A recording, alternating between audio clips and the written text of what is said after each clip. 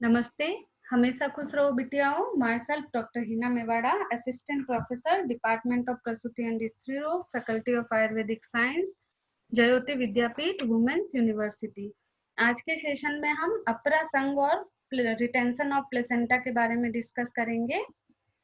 गर्भ के प्रसव के पश्चात अपरापातन का वर्णन लगभग सभी आचार्यों ने किया है, परंतु इसका स्पष्ट रूप से वर्णन आचार्य चरक, वाग्भट और काश्यप ने दिया है। आचार्य चरक ने कहा है, यदा च प्रजाता स्याद तेने देवनाम अवेक्ष्यते कदाचिदस्या अप्रापन्ना न वेति। यानी प्रसव हो जाने के बाद कोई एक स्त्री, कदाचिदस्या यानी कोई एक स्त्री, अवेक्ष्यते यानी ध्यान से देखे कि अपरा निकला है या नहीं निकला है। यानी यहाँ पर आचार्य चरक ने अपरापातन की इंपॉर्टेंस बताई है।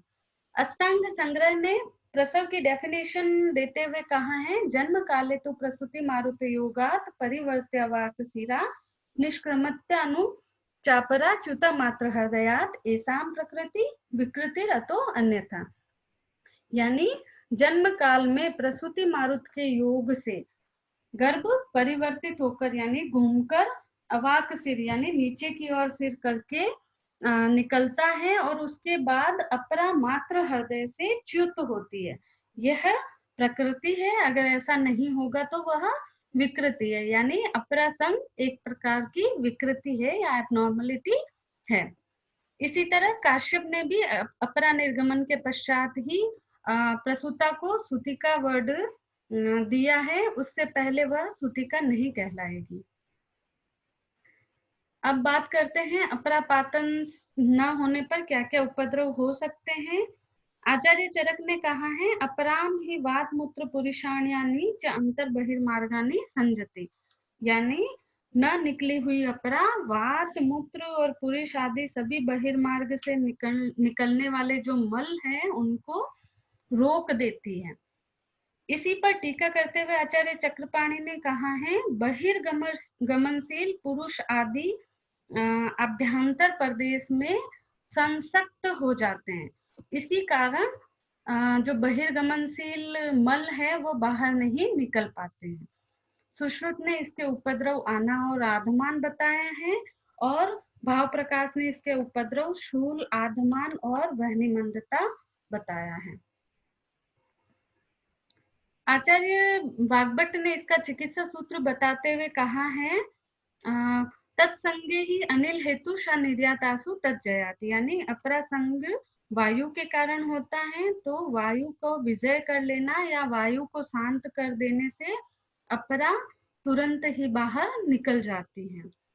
आचार्यों ने अपरा पातन के लिए अपरा संग हो जाने पर विभिन्न प्रकार की चिकित्साएं बताई हैं, जिनमें बाह्य उपचार, बाह्य औषधियां, योनि धूपन, योनि पीचू, योनि लेपन, योनि पूरण, अनुवासन बस्ती, आस्थापन बस्ती, उत्तर बस्ती और इन सभी के चिकित्साओं के निष्फल हो जाने पर हस्त से निष्कासन का भी वर्णन किया है। आचार्य चरक ने बाह्य उपचार में कहा है कि वेणी से कंठ को स्पर्श कराए और स्पिक को दबाए।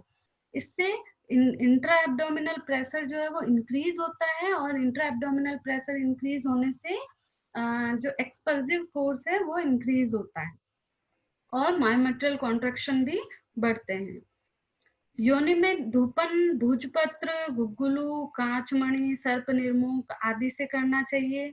योनि में लेप और पूरण के लिए गुड़ और सूंठी का कल्क का लेप बताया है। इसी तरह कटुकलाबू, जालिनी, निम्ब, सर्प निर्मुख इनको कटु तेल में मिलाकर लेप करने के लिए कहा है।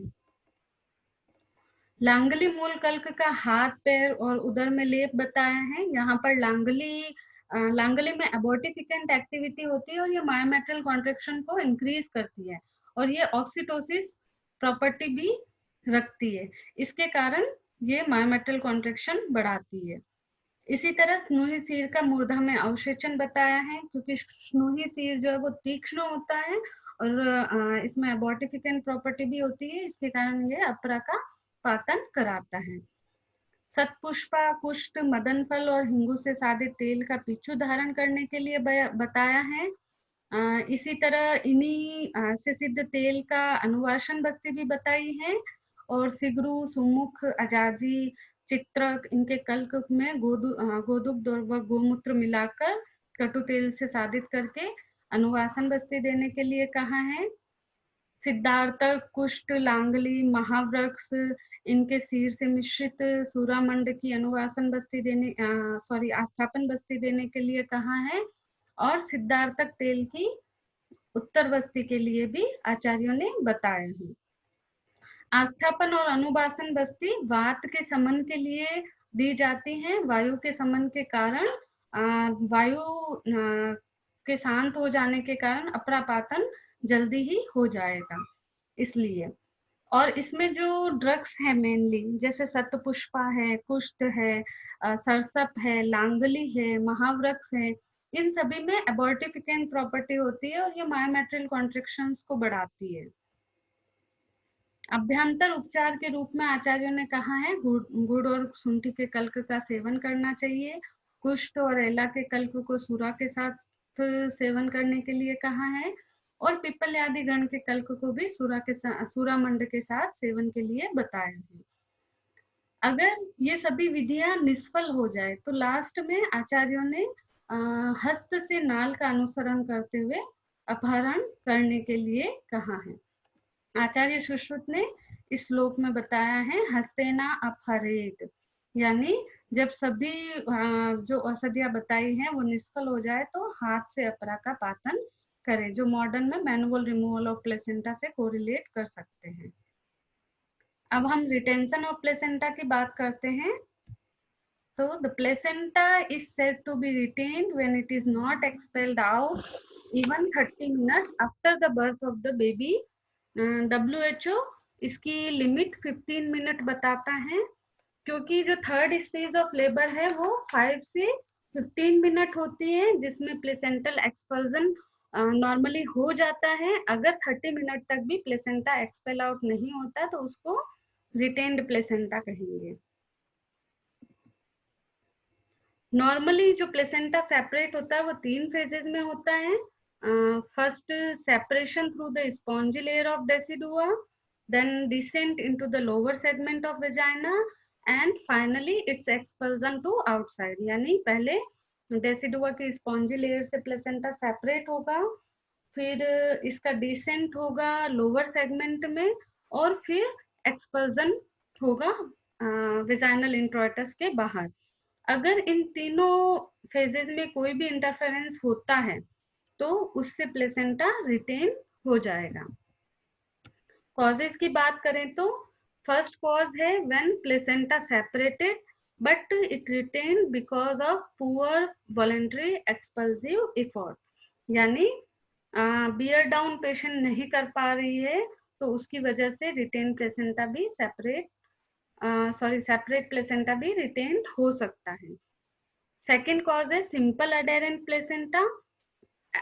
Placenta simply adhere uterine atonicity की कंडीशन में हो सकता है, जो कि ग्रैंड मल्टीपेरा में ओवर डिस्टेंशन ऑफ यूटेरस होने पर, प्रोलॉन्ग्ड लेबर में, या यूटेराइन मालफॉर्मेशन जहां पर हो, जैसे कि बाइकॉर्नुएट यूटेरस या सेप्टेट यूटेरस, या फिर प्लेसेंटल सरफेस एरिया बिग हो। उन कंडीशंस में यूटेराइन एटोनिसिटी डेवलप हो सकती है और यूटेराइन एटोनिसिटी की वजह से प्लेसेंटा सिंपली अडेयर हो सकता है। और ये यूटेराइन एटोनिसिटी जो है वो रिटेंशन ऑफ प्लेसेंटा का मोस्ट कॉमन कॉज है। मॉर्बिड अडेरेंट प्लेसेंटा इसका थर्ड कॉज है। वो पार्शियली भी हो सकता है और कंप्लीटली भी हो सकता है।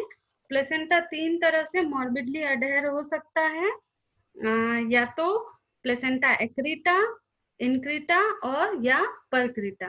प्लेसेंटा एक्रीटा में जो प्लेसेंटल फाइबर्स हैं वो एंडोमेट्रियम में डीपली इन्वेड हो जाते हैं और उसके फाइबर्स मायोमेट्रियम तक पहुंच जाते हैं, लेकिन मायोमेट्रियम को पेनिट्रेट नहीं करते। प्लेसेंटा इनक्रीटा में प्लेसेंटल फाइबर मायोमेट्रियम को भी पेनिट्रेट कर जाते हैं, और प्लेसेंटा परक्रीटा में प्लेसेंटल फाइबर्स जो है वो एंडोमेट्रियम मायोमेट्रियम को भी पेनिट्रेट करते हुए ब्लैडर और रेक्टम तक पहुंच जाते हैं। फोर्थ कॉज है प्लेसेंटल इनकार्सिरेटेड फॉलोइंग पार्शियल और complete separation due to the constricting ring. ये जो कॉन्स्ट्रिक्शन रिंग है वो सर्कुलर मसल्स, मायोमेट्रियम की जो सर्कुलर मसल्स है उनमें स्पाज्म की वजह से होता है। यह ऑक्सीटोसिन और मिथाजिन के लेबर के टाइम में इनजुडिशियस यूज के कारण होता है, और ये फर्स्ट, सेकंड या थर्ड किसी भी स्टेज में कॉन्स्ट्रिक्टिंग रिंग डेवलप हो सकती है। ये कॉन्स्ट्रिक्टिंग रिंग मेनली अपर और लोअर यूटेराइन सेगमेंट के जंक्शन में डेवलप होती है। इसका नेक्स्ट कॉज है premature attempt to deliver the placenta before it is separated.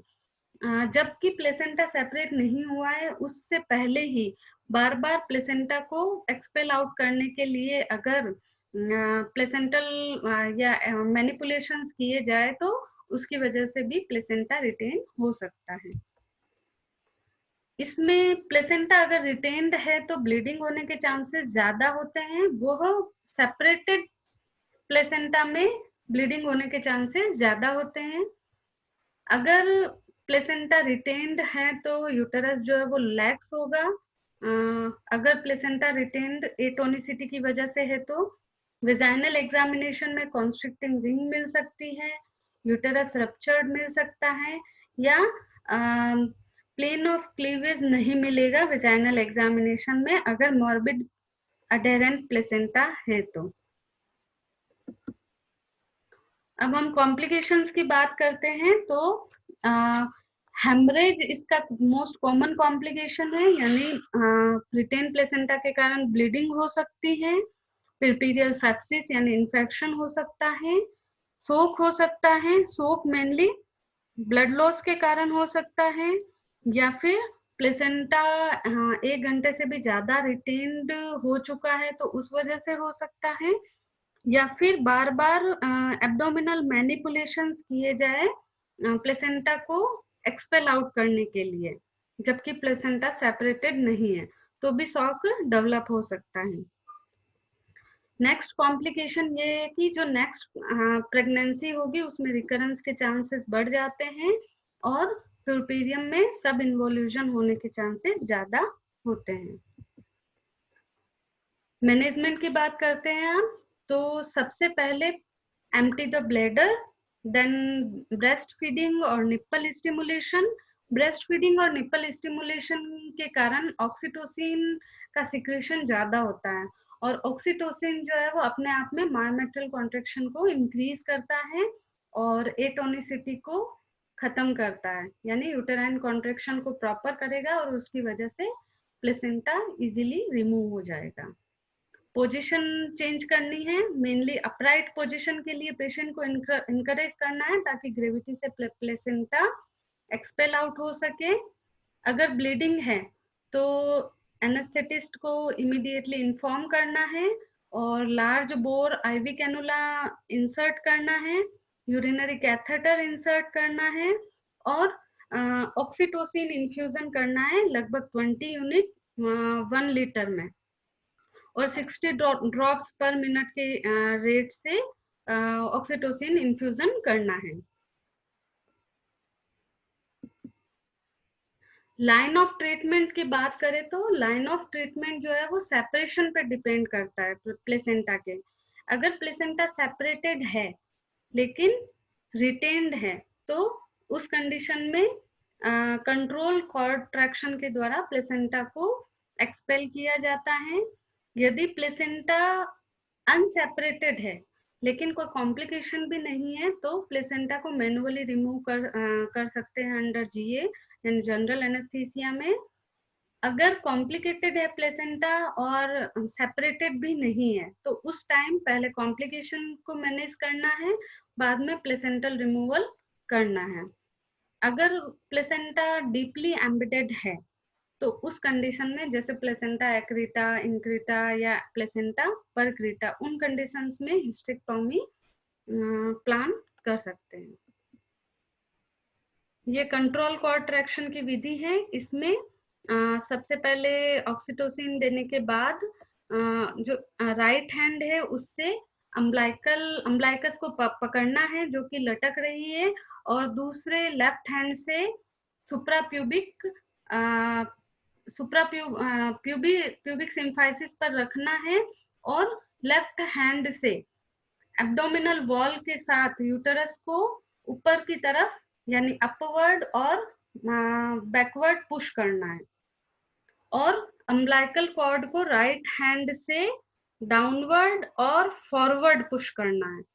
Then जब प्लेसेंटा इंट्रोइटस पर विजाइनल इंट्रोइटस पर दिखने लग जाए तब ट्रैक्शन देके प्लेसेंटा को रिमूव करना है। मैनुअल रिमूवल ऑफ प्लेसेंटा के लिए सबसे पहले इसको जनरल एनेस्थीसिया देना है, पोजीशन लिथोटोमी पोजीशन रखनी है, फिर उसके बाद कोन शेप मैनर में राइट हैंड को इंट्रोड्यूस करना है अम्बलाइकल कॉर्ड के अकॉर्डिंग, और दूसरे हाथ से यूटेरस को स्टिडली होल्ड करना है। फिर जो फिंगर्स है राइट हैंड की उसको प्लेसेंटा और एंडोमेट्रियम के बीच इंसर्ट करना है, और स्लाइसिंग मूवमेंट में प्लेसेंटा को कंप्लीटली रिमूव करना है, और उसके बाद प्लेसेंटा को एक्सपेल आउट करना है। अगर कॉन्स्ट्रिक्टिंग रिंग है तो उस कंडीशन में प्लेसेंटा कॉन्स्ट्रिक्टिंग रिंग को रिमूव करने के लिए एनेस्थीसिया दिया जाता है हेलोथेन की फॉर्म में, और उसके बाद एनेस्थीसिया देने के बाद जब कॉन्स्ट्रिक्टिंग रिंग रिमूव हो जाती है तब प्लेसेंटा मैनुअली रिमूव किया जाता है। So thank you for listening me. This session is powered by Digital Version 2.0, Jyoti Vidyapeeth Women's University. Hope you all are satisfied with my session. If you have any queries related to this session, please write in comment box so I will resolve it. Thank you so much.